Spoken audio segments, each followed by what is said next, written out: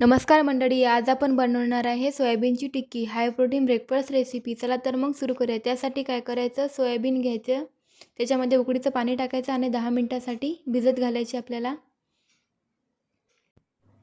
हे बघा 10 मिनिटांनंतर आपले सोयाबीन छान फुललेली आहे वडी। हे बघा अशा प्रकारे फुलले की समजून चालायचं की छान प्रकारे फुललेली आहे। नंतर वड्या थंड झाल्या की त्या हाताने छान पिळून घ्यायचं, त्याच्यामधलं पाणी काढून घ्यायचं आहे। वड्या पिळून झाल्या की त्या चॉपरमध्ये टाकून घ्यायच्या। तुमच्याकडे जर चॉपर नसेल तर मिक्सरमध्ये 2-3 फिरक्या मारल्या तरी चालते।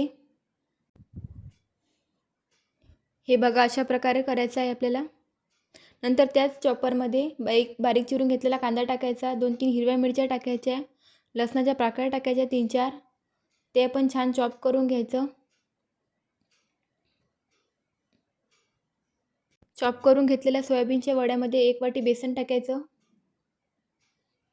चॉप करून घेतलेला हिरवी मिरची, लसूण आणि कांदा टाकायचा, हळद टाकायची, लाल मिरची पावडर टाकायची, जिरे टाकायचं, धना पावडर टाकायची, चवीनुसार मीठ टाकायचं।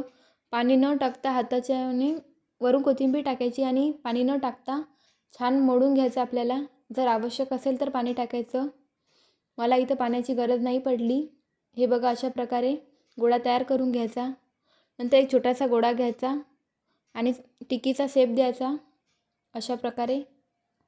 सोयाबीनमध्ये जास्त प्रमाणामध्ये प्रोटीन असते, तुम्ही तर हा नाश्ता एक वेळ करूनच बघा, खूप छान होतो। हे बघा अशा प्रकारे मी सर्व सोयाबीनच्या टिक्की करून घेतलेल्या आहेत।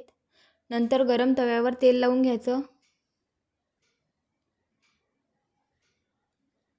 तेल लावून झालेलं आहे आपलं। आता आपण टिक्क्या ठेवून देऊया तव्यावर आणि दोन्ही साईडनी भाजून घ्यायचं आहे आपल्याला। वरून थोडंसं तेल लावायचं परत। हे बघा एक बाजू झालेली आहे आपली, दुसरी बाजूने आपण भाजून घेऊया। अशाच प्रकारे सर्व टिक्क्या करून घेते मी। हे बघा आपल्या टिक्क्या किती छान झालेल्या आहेत। ही रेसिपी करायला जास्त वेळ सुद्धा लागत नाही, तुम्ही ही रेसिपी सहज कमी वेळात करू शकता।